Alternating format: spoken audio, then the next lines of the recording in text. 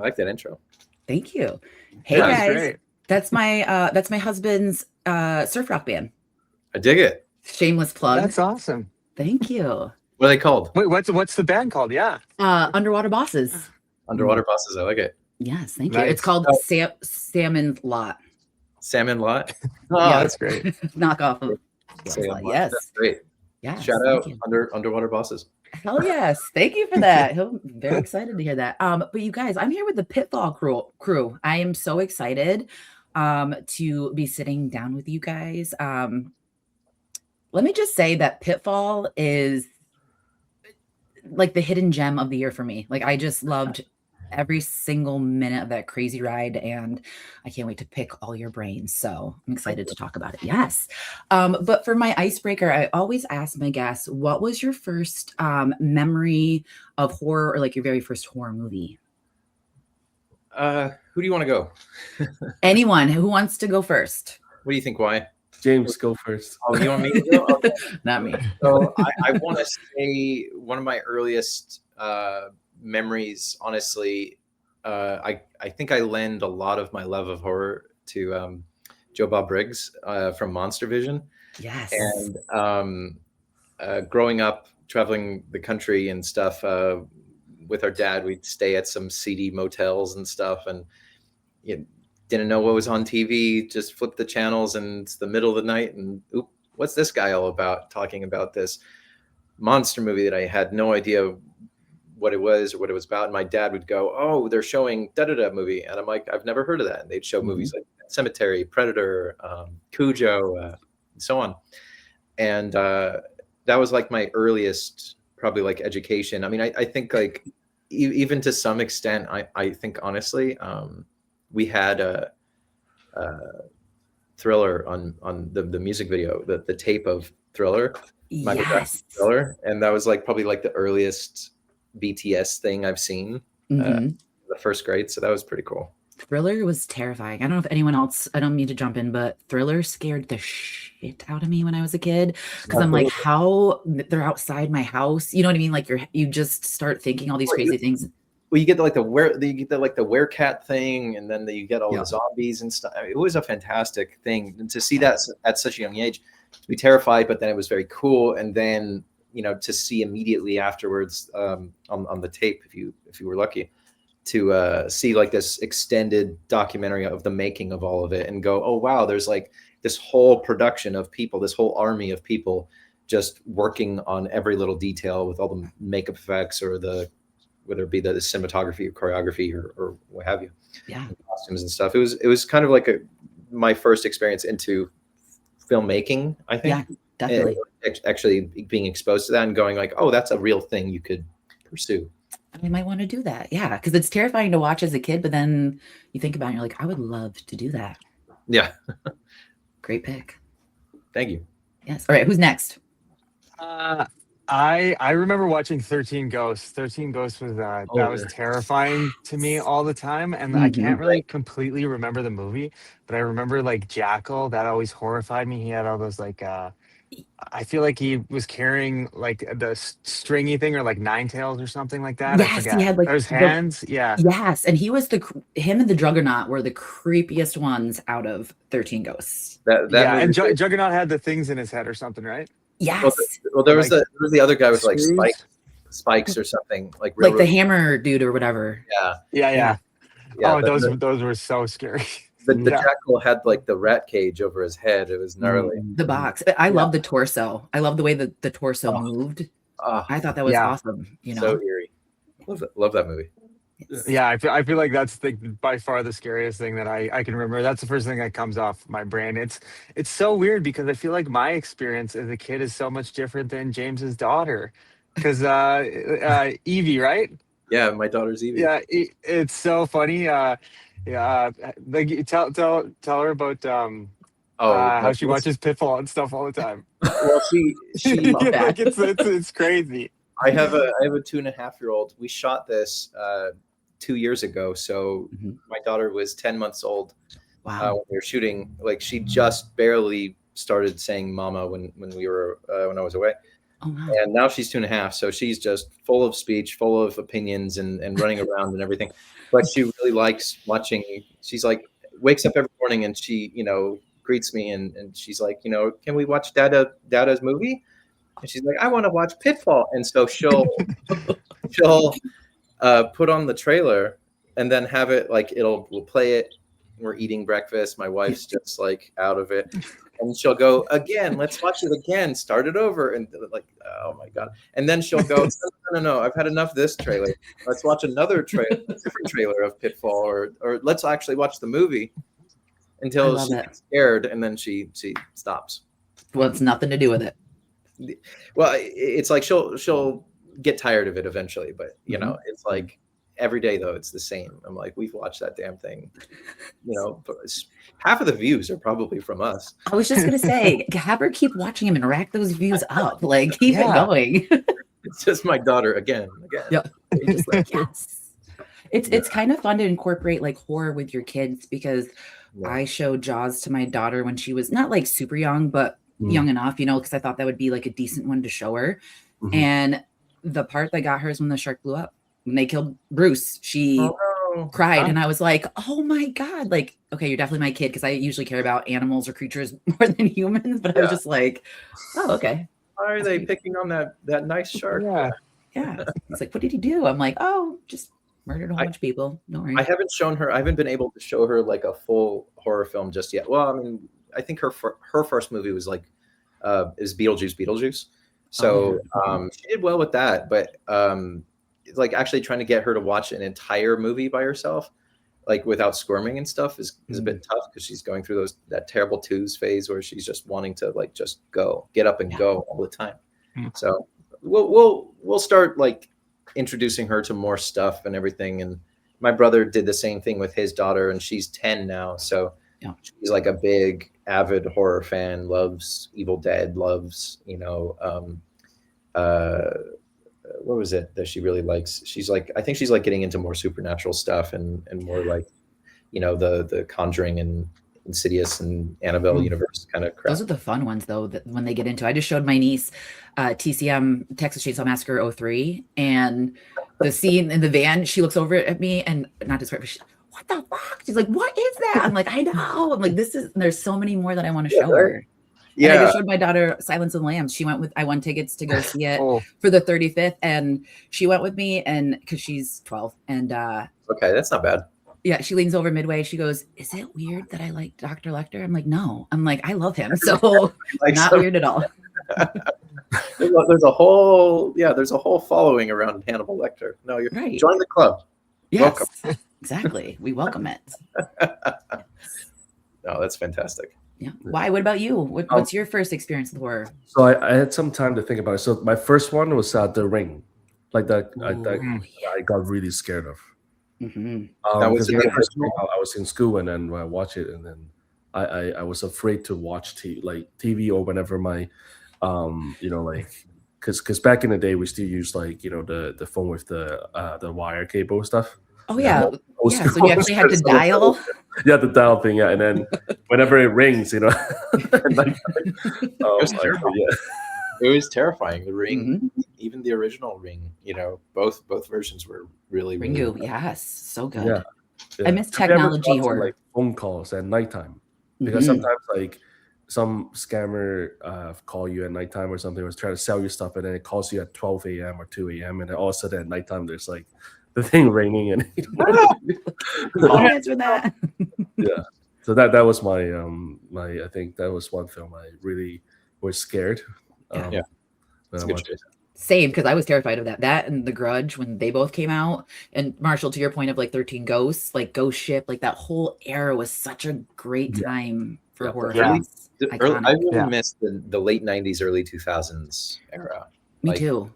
Like honestly, I don't know if you had this same assessment, but I've been told by multiple people, and this wasn't my intention, but multiple people have told me that with Pitfall, they thought it reminded them of like an early 2000s horror film. I did. Like, I'll take that. I'll take that as a compliment. So I'm like, great. I wasn't even thinking of that, but that's great because I love those movies. It definitely felt like it felt familiar, and that's why I think I loved Pitfall so much. Was it felt like a grounded slasher that is like coming back. It just, you know what I mean? Like it's, I don't know how to explain it, but I feel like the early 2000 vibes in it. Cause I mean, we'll talk about it, but like the effects and the acting, like Marshall, your performance, it was just stellar. And this is the Thank you. the third horror movie this year that made me cry. Cause I cried at Bone Temple, I cried at Hokum, and I cried multiple times in this one. So Wow. because Nice, that's great to hear. when you watch horror, you're just Yeah. expecting to like Yeah. crap your pants, sweat a little bit, you know what I mean? Like, and get something out of that. But I got so much more from the movie and good. like the depth of it, because I was just thinking it was going to be a backwoods slasher, but there's so much more to it. So definitely digging Thank that. you. Yes, of course. That's high praise. Yes. Yeah. So I don't want to spoil too much because it's coming out on the 29th, but my first question is, the opening is pretty goddamn bleak. It's pretty, Yeah. it's a little bit on Yes. on that side. What have been like movies that you've seen that have given the same reaction of just like, wow, this is how it's going to start? Okay. Who's that to? Is that to me or to? Yeah, anyone that wants to throw it out there, anyone who wants it. I struggle to think which movies it might be similar to. Well, I mean, I guess I can't help but mention these because they probably have come up one way or another. But certainly like like the Hills of Eyes or the Hitcher or Wrong Turn or something like that, where they have like an incredibly punchy opening that is just really, really harsh and just really mean spirited. And so it kind of like sets up the danger for the rest of the film. So yeah, I mean, I don't know, that was always kind of like a scene that like it evolved a little bit when we were developing it and collaborating with Y. But it always kind of like stayed the same as far as like this mother and son, trying to escape and so on, and establishing these pitfalls and stuff. It was really cool. Yes, definitely. Because that opening, oh my goodness, like I was like, oh, I wasn't ready for the severity of it until I'm like, maybe it'll be like midway. But when it opened, I was like, okay, this is go Throws time. you right in. Yeah. Yes, and I loved it. I love it when they set the tone like that. Like Eastern Province or Eastern Promises. I feel like that's one of my, or the one off the top of my head. I know it's like in the thriller for sure, more so. But like that opening scene when he just slices the guy's neck in the barber shop. Like, and then you know everything what the movie's about automatically right there. I love that. Yeah. Yes. That throat slit is probably one of the gnarliest things we've seen in a movie. Yeah, it's so good. It's just it felt so realistic. Yeah. And it's like ugly too, it's not like just a clean, it's like It's like he's doing it, Yeah. Yeah, he's like, yeah. I know, and the noise. Ugh. Yeah. What do you think, Y? Good. I agree to everything you guys said. Very good. That's a producer. That's what I like to hear. Yes. Yes. Oh, I love Takes it. my mind, Very good. So, Marshall, Mhm. you are front and center in nature and in the pitfall for some of the movie. Are you a natural outdoorsman? Do you gravitate towards the outdoors? Yeah, I'm outdoors all the time. I'm actually like for the last year and a half, I've been like roaming around living in a van. Like this is my van that I'm Love living in it. right now. Yes. So like I'm out and about all the time. I feel like last year I spent a lot of time in Arizona and Utah and like just kind of in the woods like by myself. So I was kind of used to being in a pit alone or like thinking about like, hey, what's it like when you lose your mind by yourself? And I was like, oh, I do this all the time. But that sounds so nice though, to be able to like kind of go wherever you would like to go and have some peace. Like that's nice to be able to kind of do your own thing. Oh yeah. Yeah. I feel like it definitely puts things in perspective all the time. And I like the calmness. I like entering the chaos, but then being back for the calmness. Definitely. It's a good balance. You have to have that balance because one of the others, not always a good thing. No. So James, for the shooting process, which gorgeous shots, and you shot in Canada, correct? Yeah, we shot it outside of Vancouver.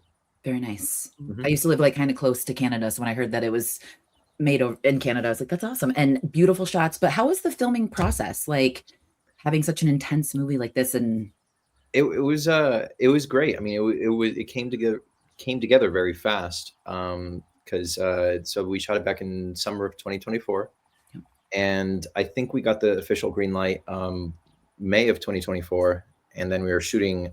Picture was up beginning of August. wow. So there wasn't a lot of time. It went from like me dropping everything in California and flying up to Vancouver and location scouting, and then I think we had maybe like a month and a half of prep, and then yeah, we shot for I think it was like 4 weeks. Yeah, Nice. 4 weeks. Did you have any like hurdles, like any obstacles being in the outdoors? Always. Everything is an obstacle. Sure. Every day. Y and I would talk to each other every morning and be like, here's today's problems. Let's figure it out. Every day. So I'm like, okay, great. I'm getting a call at 6:30 a.m. That's not good. Nope. And so, but no, I'm trying to think like there. It was always like various reasons, like various problems that you deal with on every film set. But I think with this one was more so sometimes the weather was always, it's probably common. You hear about that in movie shooting in Definitely. Canada. The weather is kind of unpredictable sometimes. Like suddenly it's like just raining for no reason. Like the one night shoot we had that we weren't using movie rain. We were like, okay, great. And then it just like rained on us hard all night. And I'm like, this sucks. Like way too much. We had this like on action, right? It rained literally on action. Well, yeah, it was nuts. Like action, and then it starts raining. Well, I was like, this isn't going to be bad. And people are looking at their like storm reports and Doppler things and stuff, and they're like, yeah, it's going to get bad like really soon. And I'm like, but thankfully enough, like in the movie, there's some times where it's actually raining really hard. By some way, the miracle of how our DP Rob lit it, it didn't appear that well on camera. So it's like, oh great, it's pouring hard on us. I'm like cold and wet to my bones. All the cast and crew are just soaked to their bones, but you probably wouldn't tell. It's like if you look closely, it's like sometimes the actors got like a little bit more wet, and I'm like, oh, they're just really really sweaty because they're running around. Just sweaty. It was gnarly, and I'm like, that's what it was. I remember like we had this like big chase sequence planned out, and it was supposed to be a lot more elaborate, and it was like the one time in the shoot where I cut it early because I was just freezing. I just couldn't handle it, and not to sound like a wuss, but I mean, it was the one time that I'm like, I can't do this anymore. I don't blame you. I hate being cold. I hate like when I get to that point. And I screwed up. I didn't have like a jacket or anything, so I had a very very thin like jean jacket, and it was just soaked. And I'm like, so I'm walking over to the actors. I'm like, so guys, this is what we're gonna do. Okay, remember the plan we talked about before? It's not going to happen anymore. So we're going to just do this. We're going to do that. We're going to do this, and we're going to get out of here. Okay. I want to go home. They're probably like, yes, let's go. But I think like when we were shooting it, nobody were complaining too much about it. Like we know it's raining, and everybody shot through it really well. Like Marshall's performance with like Matt and in the rain, they made it feel like there was no rain. I was the only one. Effortless. Yeah, I was the only one complaining. Everybody else is like, "Are you sure you don't want? You want? You don't want to keep going? No, I want to get out of here. This sucks." And, I feel like there was some like difficult things with it, but everyone did such a good job at getting through it and like battling the elements and battling nights and all that. And locations are always hard, but everyone did such a great job and had a good attitude towards it. And I don't think anybody got hurt. Like I got hurt. I'm always stumbling on stuff. Especially my feelings get hurt, but that's normal. Oh, I'm an actor. We were doing a fight on a hill, and I didn't even, this didn't even occur to me, but it's like it's a whole thing in the climax where there's like a fight in the rain, and I'm like, this will be sweet. It'll be kind of like on this sort of like slopey hill and whatnot. And I didn't account that, oh, this is all going to turn into mud. The ground is all just going to turn into slippery. And sure enough, I was constantly like slipping and sliding down that damn thing the entire time. And we shot that over the course of a few days. And I'm like, this sucks. Like, I would take I had a bag with me, my director's bag, and I'd always take it home, and I'd have to leave it outside and like just pour a bunch of like rain and mud out of my bag. So oh, that sounds like a lot of fun. It was fun. It was just, it was always, we were always pressed for time. Everything took time. The cinematography and everything looked great. And the stunts were really challenging. And we did a lot of wire work and stuff, and wire pulls and some really cool things with some like amazingly talented stunt coordinators and stuntmen and women. I was gonna say, like, at 95%, I think 96, maybe 97% of the special effects stuff we did in the film are practical. We try to keep it to. That's one thing that me and James has defined where we do the project. Was like, let's keep it like practical with like the old school practical effects. Throwing real people around and whipping them up in the air and stuff, or slamming them into a tree. I was always, and those came together so good too, because like that was a surprise because I hadn't seen the actual cuts yet, right? Yeah. But after I saw that was really cool. Like when you see it in person and then you see it come together, it was pretty awesome. I don't know. I'm sorry. I don't know if you saw go ahead, James. I don't know if you saw me on set, but whenever I was on set, like I was always freaking out for the stunt performers, because there was like one stunt in particular, well, a couple stunts in particular, where somebody's getting like slammed into a tree, and the way they throw their body into it, and it just like whips them really hard into it, that I'm like, I always exclaim like, oh fuck, are they okay? That looks terrible. Like, you good? They're like, how'd that look? And they're like, they're fine. How did it look? And I'm like, fucking upsetting. Like, that's exactly what you want. Yes, it's great.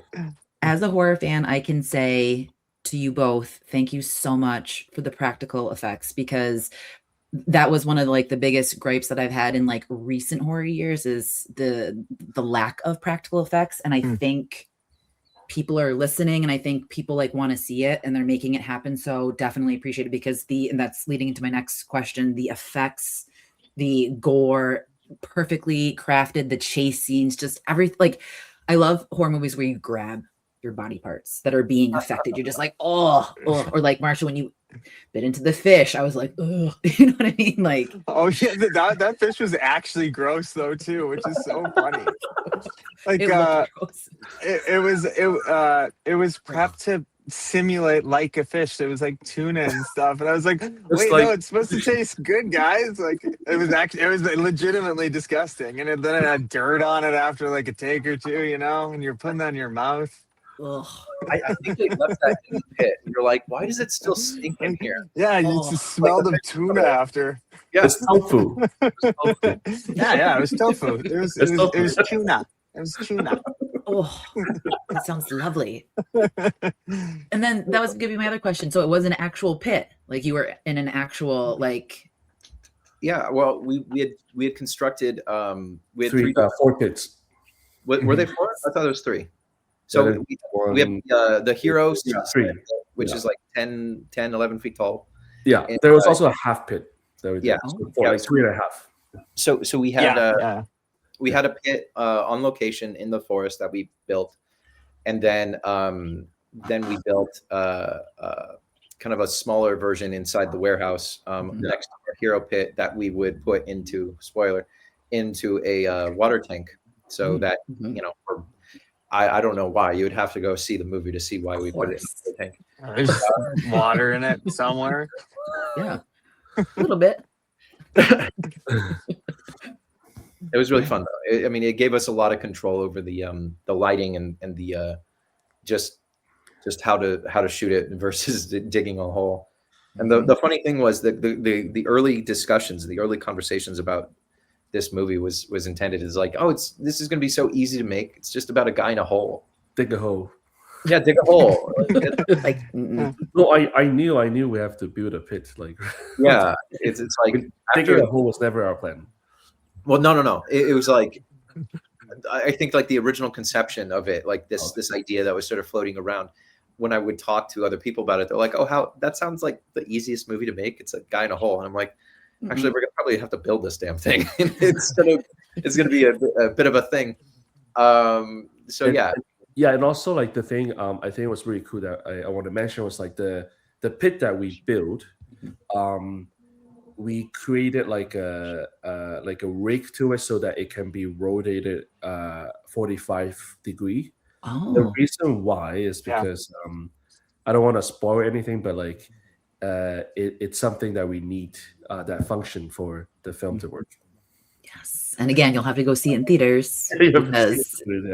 Big shout out to production designer Sky Dyken and her crew and the construction guys and everything. I mean, those guys were amazing, and I mean, it was just fantastic. I mean, having to match the interior of the pit to our exterior and have all these pits match, but also just, I don't know, they seem to blend very well seamlessly, because oftentimes, Marshall was not acting to anybody. He was just talking to me or the script supervisor off camera, and Marshall's like talking to nobody. He's just looking up at nobody, and we have to like cut it all together, or sometimes do a composite of like having a shot completely tied together. Yeah. How was that, Marshall? Like, not having, was it easier for you to have no one there to like, because you had some pretty intense moments in the pit, so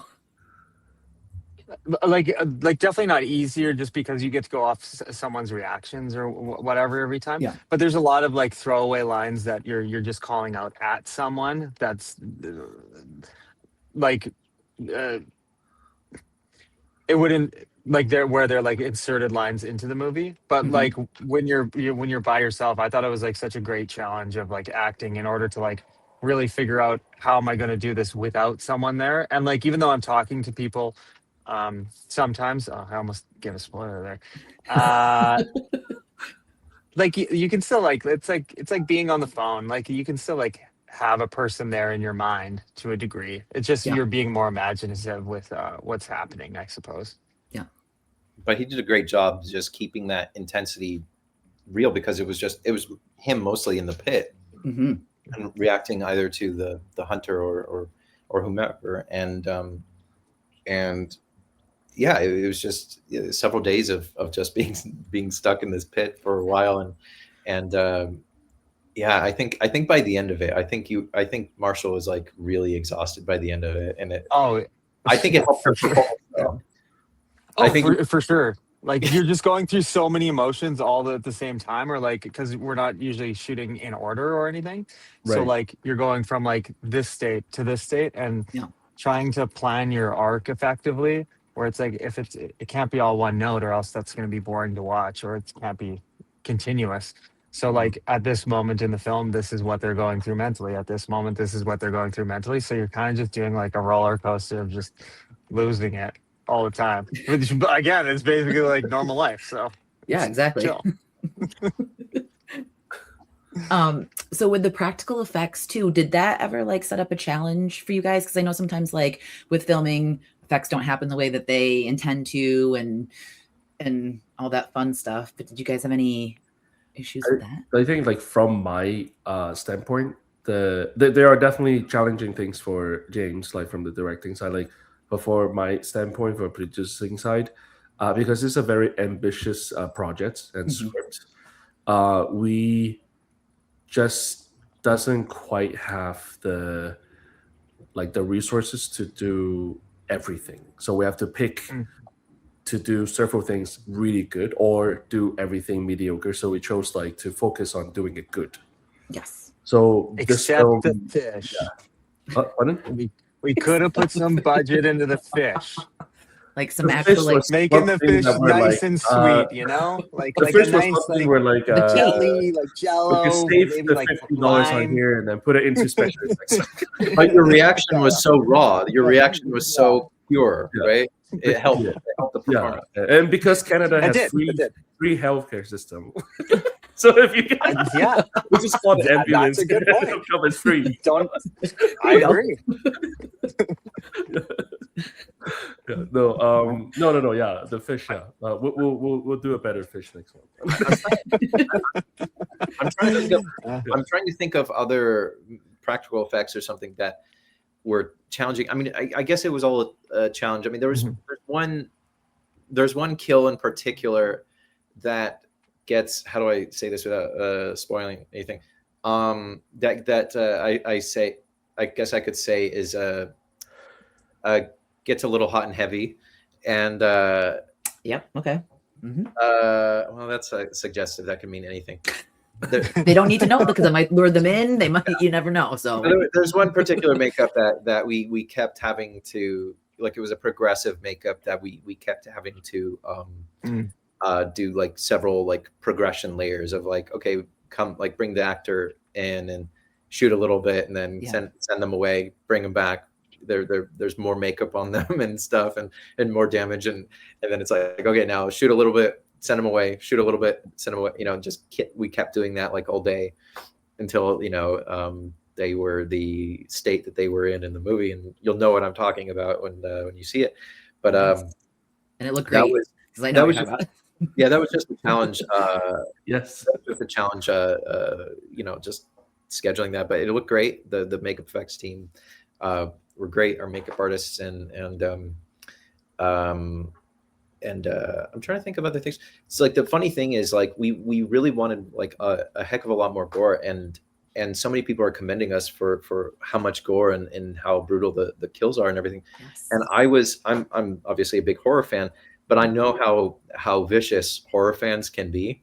They're very loyal and very like, will give you a shot, but it's like, if it sucks, they're gonna tell you. It's like vicious. Yeah. I'm not like that though. I appreciate horror in any form. You know what I mean? Like at least you're getting your what you want out there. And I commend anyone that's actually making the moves to do it. So my insecurity was like, I kept thinking like, we just don't have enough. We don't have enough gore or blood or whatever. That was just me getting in my own head. But then we you know, we've been showing the movie around Scream Fest, Panic Fest, and so on. And so that's like the big thing that a lot of, you know, early reviews and other people have been telling us from these festivals is just how like gory and brutal it is. And I'm like, oh, great. I was so nervous. We weren't delivering enough. So yeah. I'm It's glad hard though, because, you know, like now in the realm of horror, we have like Terrifier, you know what I mean? And that's like gore forward, you know what I mean? Like, yes, it's very much art, but it's a lot of the talks of it is the gore, you know what I mean? So it's like, you know, a lot of people I feel like tried to compare it to that, but this movie had such a great balance of like realness and made it believable. And I think that's why it was so impactful, was that it just felt so real that it's like, imagine just a group of your friends going out and this shit happening to them. You know what I mean? Like it just, and I think that's what made it so like, I loved every minute of it. I didn't feel like I wanted more, even though I love more gore, but like I didn't need it. Like this was enough. So that's you did a great job.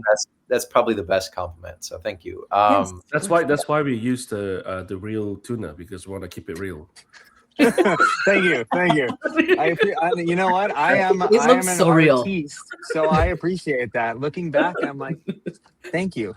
That's how it got the real performance. That scene made my stomach turn. I was like, oh, because when you're just like, yeah, it's like sushi, it's gonna be fine, and you're talking to yourself, and then you bit into it, and you can just see they come out. Yeah. That scene always grosses people out, and there's another scene, the centipede, that grosses people out, but like everybody kind of squirms and everything, but I'm the only one like in the back of the theater cackling like a madman, because I think it's the funniest thing. Like, yeah. And or just some of Marshall's reactions to like this horrible situation where we were kind of like leaning into, not intentionally being yeah, but it's just his character at some points is just is like had it so much, like he's just done, where he's like annoyed and yeah, I don't know. It's just his some of his lines and delivery is so like just cracks me up so bad. Where I think it was after you bite into the fish, where you're calling for help, and he's like, just giving up, like, come on. Yeah. It made me feel sad. Sometimes it's hard for me to not skew comedic because I'm like, oh, this will be so funny if I do it like this. But then when you're actually shooting for like what kind of movie it is, I'm like, maybe for this take I'll just do it. So I always like doing this, and I like seeing those in movies too. It felt real though. It's like after a while, it's like the character wouldn't be tense all the time. It would just be like, you're so you need those light little beats of to breathe for a second. Yes. It was so and then good. you like the character more too, I think. Definitely. Yeah, Yes. It kills me every time I watch it. And I've watched this like 1,000 times, so it kills me every single time without skipping a beat. I love that. So the movie too, like it's great, but there's always like this sense of dread. Do you know what I mean? Like no matter like as the movie progresses and you keep finding things out and things happening, you're just like the sense of like looming dread. Have you guys watched anything that has made you feel that way? Like just the whole time you just felt uncomfortable, or like afterwards you're like, I need a shower type deal? Like I always think Triangle of Sadness. I think they do a really good job of that in that vein, where it's like that just cringe, unsettling. It reminds me of like a fairy tale by Stephen King too, where it's like everything sort of seems right, but it's not. Yeah. If that makes sense, where it's like, I feel like that's the best version of like a lingering cloud sort of like watching the storm come in sort of, but you're unaware. I love that. That's a great pick. That's an interesting question. I'm trying to think on that a little bit. What do you think? Why? Watching something that makes me feel like the sense of dread. Yeah. Watching two elderly person playing chess. Like the whole time I'm feeling dread. I was like, just that move. Move the pawn, man. Move the pawn. Which one am I looking at? It's like, just waiting for them just to like move, Like, do it. What are you doing? I do have a funny story. Okay, so I saw the remake of Hills Have Eyes in the theater, and it was a packed house. I think I was like maybe in the front row or something. So I was really like just staring up at the screen, but I was fine. I was loving the movie. It was like just completely batshit crazy, but for some reason it was like really starting to get to me. And because it was in my opinion, it was different than other horror films where you can kind of disconnect and you can go, oh, this is just silly, and you're glad that certain people die or whatever. And with this movie, it was probably like the first time where I actually felt like, oh, this is my family. Like I can see my family in this situation and getting attacked. And that was like just hitting me in a very weird way. And I actually started to get like queasy and lightheaded. I turned to my buddy and I'm like, I'm just going to get some air. I'm just going to get like, I'll be right back. I'm going to get a soda. So, yeah, I get up and I go to walk out into the lobby. And I seriously, like, I started like, wavering and everything. And I actually fainted. I actually fainted in the hall. Yeah. And worse yet, nobody's like, I mean, people were like walking over me. They didn't even check to see if you're okay. There were some sweet people. So if anybody saw a movie in Redlands, California, and saw Hills of Eyes and they stepped over a teen boy, that was me. He's good. They did. A couple people did check on me, and they're like, "Buddy, are you okay? You're on the floor, right?" And I'm like, "Yeah, I'm just hanging out here for a while. Just don't worry about me." It's marketing for the movie. Yeah, like, you were supposed. Could you imagine back in the day? Because I saw it. Yeah. That would have been great marketing. But that movie, that's warranted because that movie is one that I do not tend to rewatch. That was kind of like a litmus test for my now wife, but at the time she was, we were dating, and My poor wife. I asked her, like, she hadn't seen a lot of horror films at the time, and so I'm like, well, I'm going to show you all these great movies and stuff, and see if you like them. So see this. And I showed her. I'm like, we're going to watch Hills of Eyes, and totally forgetting it's like totally not a fun hang movie. It's a very assaulting, Brutal. Brutal and just freaking, unforgiving kind of movie. And it's not. I think it's fun. I thought it was great, but my wife is she had just such a hard time with it, and she's like, I never ever want to see that ever again. Fair, to be fair. That and any Texas Chainsaw Massacre movie, she just cannot do. She's like, get me the fuck out of this world. I can't, I want to take a shower. I love it, but Same. and the same thing. I took her to Halloween Horror Nights, and at Universal Studios here in Hollywood. Yeah. And they were doing like a Texas Chainsaw Massacre thing, maze there and everything. And what a lot of people don't know is they incorporate a lot of like rotten meat smells and stuff in the mazes. So it's just immersive and gross.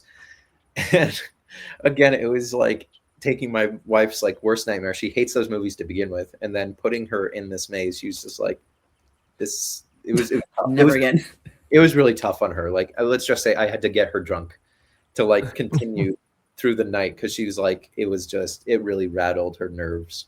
I love that, because I'll piggyback off of your story real quick. My husband and I did Halloween Horror Nights for our honeymoon, and Texas Chainsaw was a house, Halloween 2 was a house, Krampus, Exorcist, Walking Dead. It was the best year. I'm like, we need to go.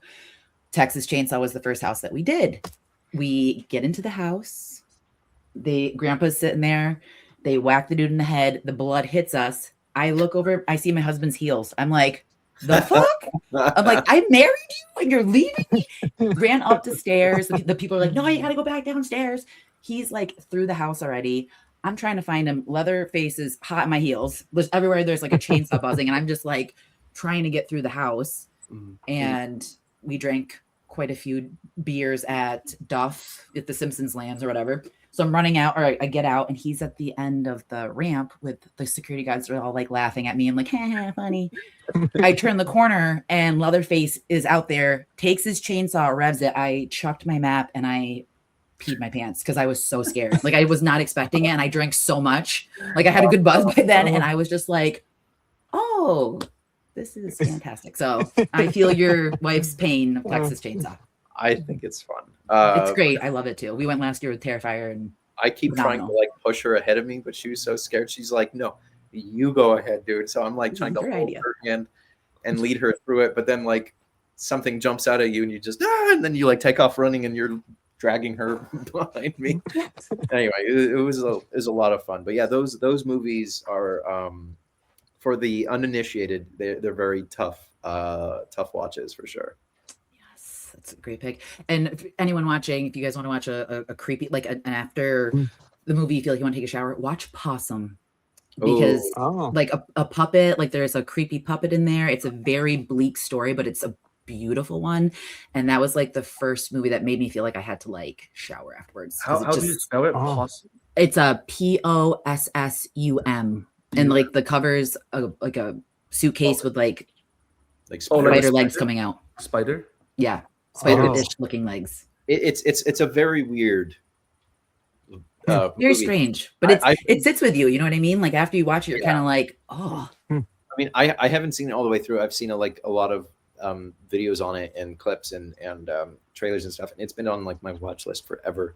Yes. And so I've been meaning to watch it, but it's ever since getting married and now I have a kid, it's like it's really tough. It's hard to find time to watch these just nightmare fuel movies where I'm like, oh, this is going to be devastating. when who's excited to watch this movie? I still haven't seen Bring Her Back yet, and I'm so stoked to watch it. But I'm like, my wife is just never in the right mindset. And I will say, I've watched the first watch. I was like, this is great, but then the second watch, I got emotional. as a parent, and I hate being like that, but trying to like disconnect, 'cause I know it's not real, but when you are a parent, it's hard to kind of like not feel those emotions. It's hard. I used to really love, I mean, I still love Pet Cemetery, but it's so much harder now being a parent, rewatching Pet Cemetery. And again, it was one of those things that it was one movie that both my wife and I actually really loved and we can watch easy. Yeah. But like when my wife was pregnant, like we watched it, and I think we watched it again when our baby was newborn. And it was just like, it was really, really hard on us. And I'm like, this is so tough to watch. Gage, Miko Hughes is like the cutest kid. Love him. He's like 2 years old or something in it. And I'm like, I don't know how they directed this kid. This kid was amazing. Yeah. And I've worked with children before, and it's tough sometimes, but a 2-year-old, I don't even know how they got the performance out of him. But it's some of the most heartbreaking things I've seen in horror cinema, and still to this day, it's like I can think about it and get emotional. It's just it's ugh. It's so strange. It's so strange, and I hate being that person. It's like, oh, you won't know until you're a parent, but it's like I had no idea that I was going to feel this much. Take it away.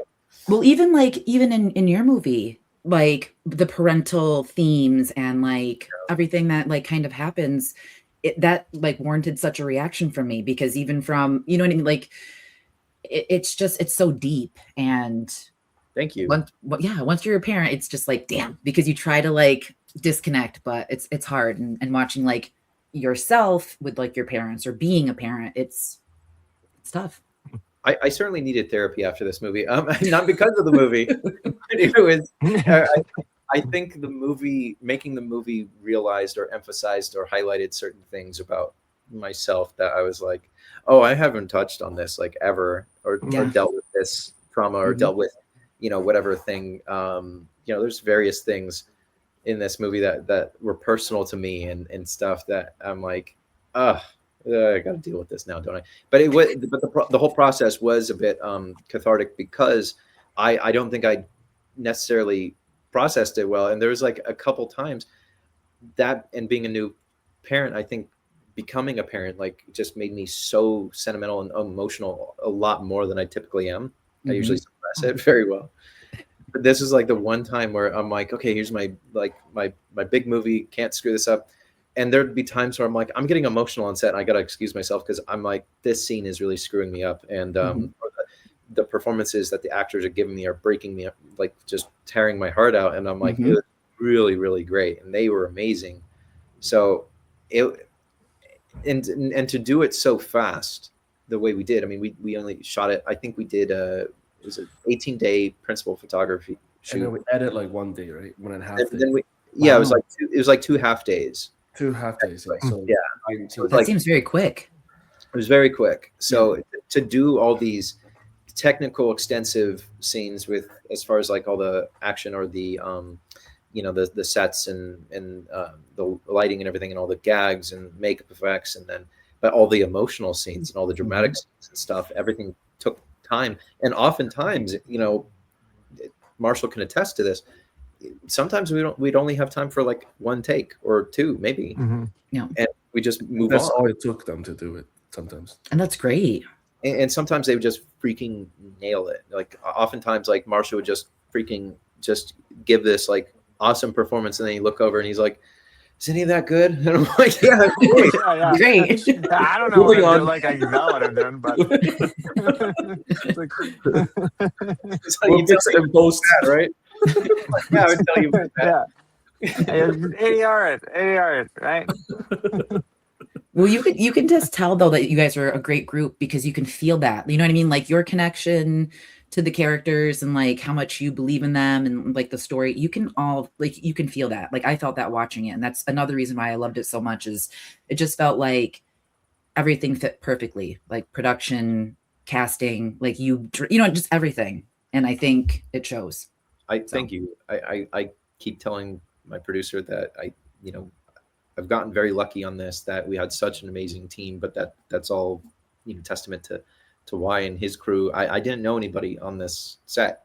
Like I was the only American, maybe with the exception of Randy. And so coming to Vancouver, not really knowing anybody except why, he's like, let me help you. Let me,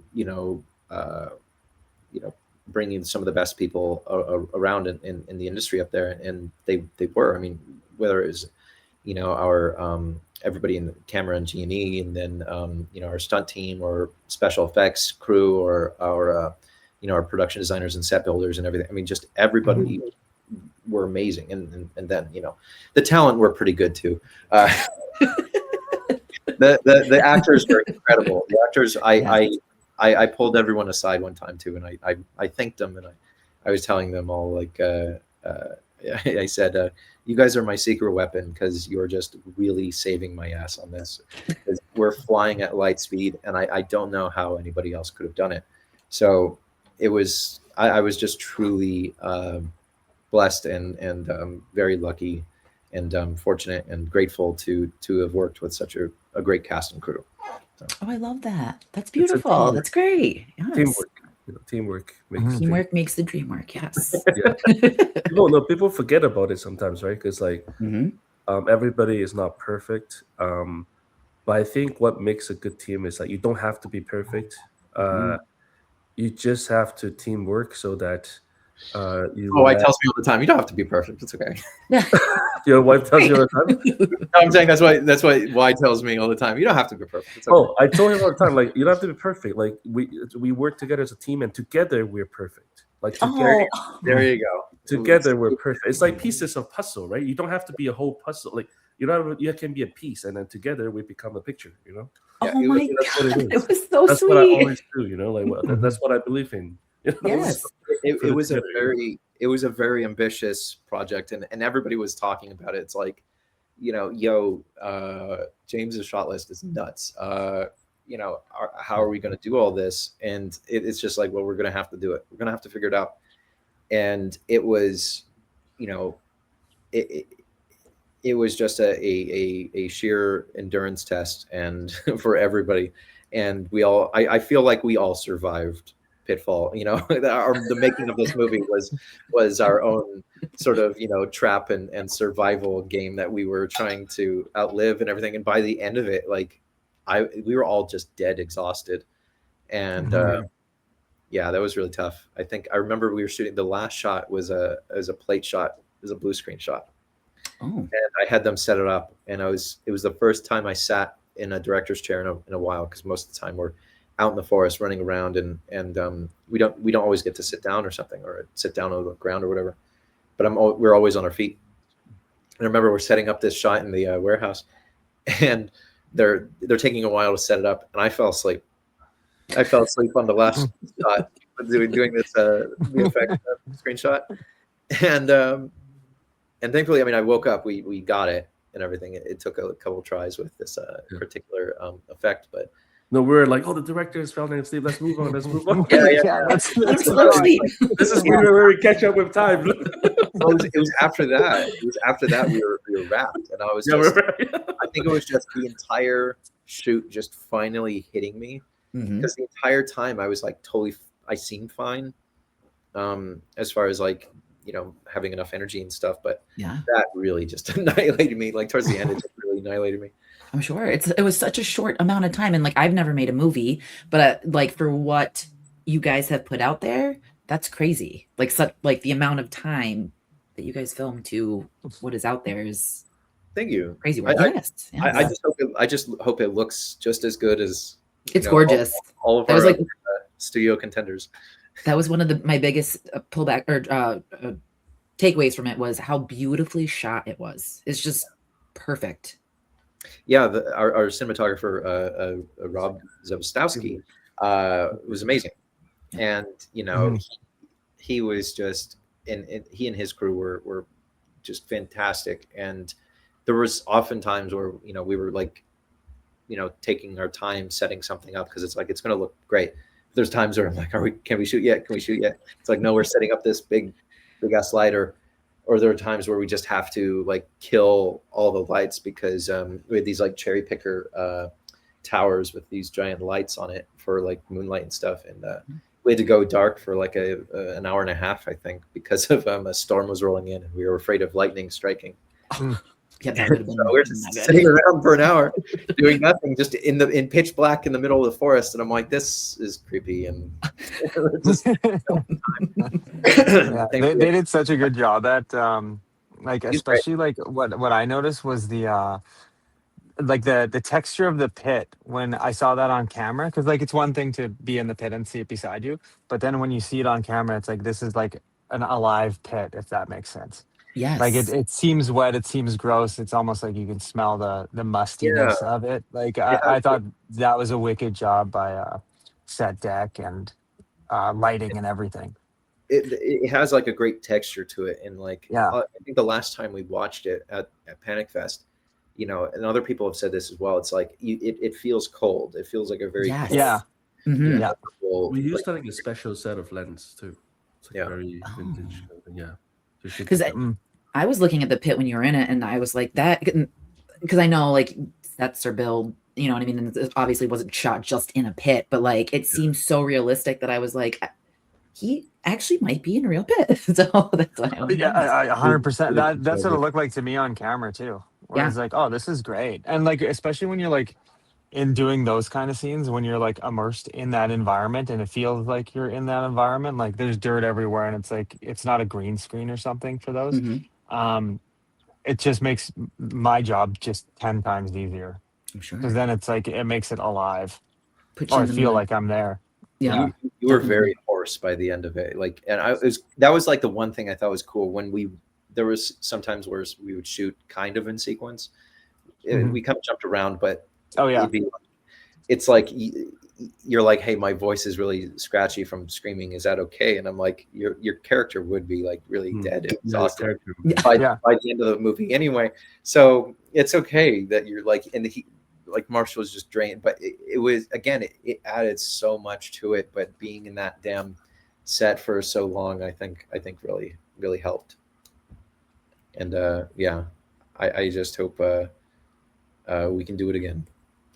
I want to see it on the big screen. I'm hoping. I keep checking the website to see if it's anywhere close to me, because I will drive to go see it.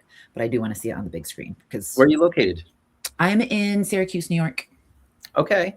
There's two theaters in New York. One in Empire 25, which is in New York City. Yes. In the middle of that, and then the other one is a little bit further up north. But we are confirming more locations in theaters with AMC at the moment. Yay! So there will be more locations added because currently we're waiting to confirm the showtimes for Los Angeles. Nice. That's exciting. That's so exciting. And it's been a wild ride because we approached and it was a wild Hail Mary pass, and they just seemed to really be taken by the movie and really believed in it. And so I still can't believe they gave us a shot to release it theatrically. So again, very, very lucky. But but people believe in it. You know what I mean? Like, obviously, if you're making it to theaters, and that says a lot. And I'm really excited for you guys because you deserve it. It's a great movie, and you know what I mean? Like, you definitely deserve your flowers, and people need to. I feel like it's one of those movies that you have to see on the big screen. Even I got to enjoy it on my TV, but still, it was amazing to watch it. So if for anything, Marshall's beautiful face on a giant screen. Thank you. But then the sound and everything. I mean, just the whole experience alone in a theater. I've seen it a few times in a theater with an audience now, and when it's like beautiful picture, picture and sound, booming sound, it's so freaking awesome. And our mixers, we mixed it like specifically for theaters, so it's really loud and it's great. It's fantastic. It's booming. So I highly encourage anybody to go watch it in the theater with an audience. Bring your friends. Yeah. Yes, bring as many people as you can. And I feel like seeing it in the theaters just makes it so much more too. Like you get to experience the whole sound. People around you are scared, or people around you laugh. Like I feel like Yes. that whole experience is part of it. Definitely. We just went to Yeah. see Hokum, and we had a packed theater, Oh. and the audible reactions, like Mhm. the three of us went and we jumped multiple times. But there was one point that it was like a roller coaster scream where it was like, and I was like, Oh, but I love those theater experiences because yeah. getting to enjoy that with someone else or like a complete stranger, but having that reaction and like laughing and doing all that, I love it Oh because yeah, it's like a community event. You know what I mean? yes, Like it's like you're going and doing an activity out.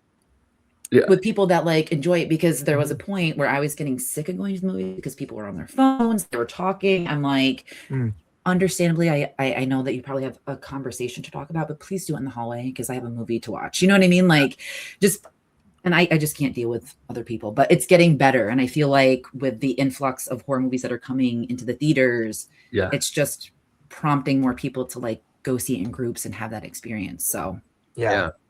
So I mean, our movie comes out May 29th, same day as Backrooms. But I'd say I'm trying to tell everyone, make it a double feature if you're going. If you must see Backrooms, if you have to see one movie, see Pitfall. If you want to see two movies, see Backrooms and Pitfall, or Pitfall and Backrooms.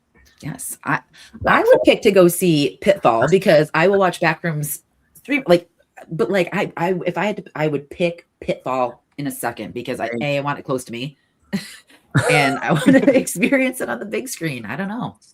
Yes, absolutely. It's really great. Thank you. Thank you. So my last question, I figured I'd ask a fun one. But if you were to truly be trapped in the woods, what 3 essentials are you bringing? And anyone can go first. Brilliant.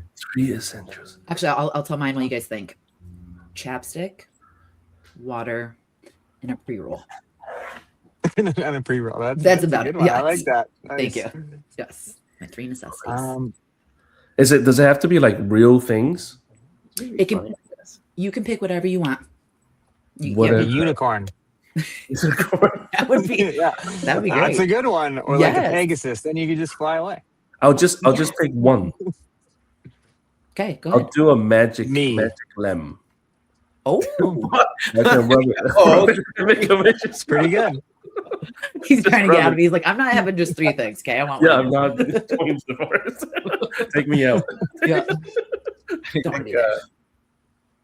I think I would want. I'm gonna go with the movie here, and say I'm gonna go with bear spray.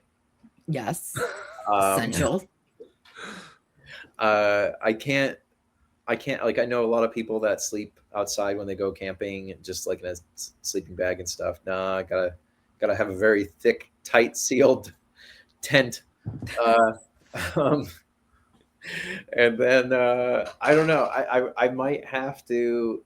I get really crabby, and I might become dangerous if I don't get caffeine. So coffee or Pepsi, I have to That's like a must have. Otherwise, I'm killing everybody on that camping trip. We're not leaving here alive. You know? I need my caffeine. I would say that caffeine and bear spray in a very, very thick, tight tent. Perfect. Those are great picks. I feel like something to make fire, like a flint thing. Yes. An axe, like you can do a lot with an axe. You can smash stuff. And then operating on the premise that you don't need anything. I feel like that would be actually the most handly thing, is keeping your mind straight. Because if you assume that you might need something, then you're probably not going to make it out. Mm-hmm. See, that's why I picked the pre-roll, because then my mind wouldn't think about it, and I'd just be chilling. Exactly. I like that's a good point. Exactly. Yes. Why don't you bring your trailer?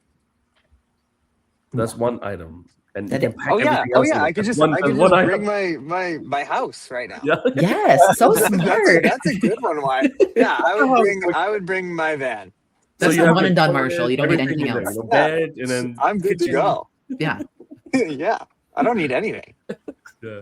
Why you are so funny. I want to like have my own episode with you because you're just cracking me up. Oh, thank you. That's what Yes. everybody told me recently. I don't know. They just keep telling me. I love it. I don't know what I'm doing, but like, they all laughing. Wise level of sarcasm is like next level because he is the best poker face I've ever seen with anybody. Because he'll still do this to me where he'll just text me something, and I'm like, "Are you serious?" And he's like just trying to get a rise out of me, and I'll freak out, and he'll start laughing and be like, "I'm just joking, man." And I'm like, "Dude, why do you do that to me? I'm very gullible. Don't do that." Yes. I'm the joy. I want to give him like up and downs in life, so he's joyful. Just keep me on my toes. Am I gonna be happy or am I gonna be on edge if you text me? Which one is it? What are you gonna get? Well, guys, I just want to say thank you so much for coming on and talking to me and letting everyone know about the amazingness of Pitfall that is hitting theaters May 29th in select cities. Check to see if it's playing near you. Request to have it near you. Go see it. Go support horror in all forms. Yes. Thank you. Get your tickets. Do it. Everyone, bring your family, friends, Loved ones, enemies, just bring them. Anyone. Yes. And if you guys want to let everyone know where they can find you, so in case they want to connect, see what's coming up for you, let them know where to find you. All my socials are at It's Marshall W. I think that covers me. Perfect. We're on Instagram, Pitfall Movie, and our website is www.pitfall-movie.com. Perfect. And I will list all of it too. Yeah, and we have we're on Facebook, TikTok, everything else. And you find both of us on there. Yes, Yeah. we will be there, and we're constantly shouting out and chatting with fans and posting new content all the time. So All the time, yeah. we've got some great stuff coming up on the socials. So be sure to follow us for more updates, especially with as we add more theaters and everything. Definitely. So, well, thanks again, guys. Yes, definitely. And for the listeners out there, go check out Pitfall. And as always, make sure you are drinking water and be kind to each other. Everyone have a great rest of your night. Take care. Bye. Thank you.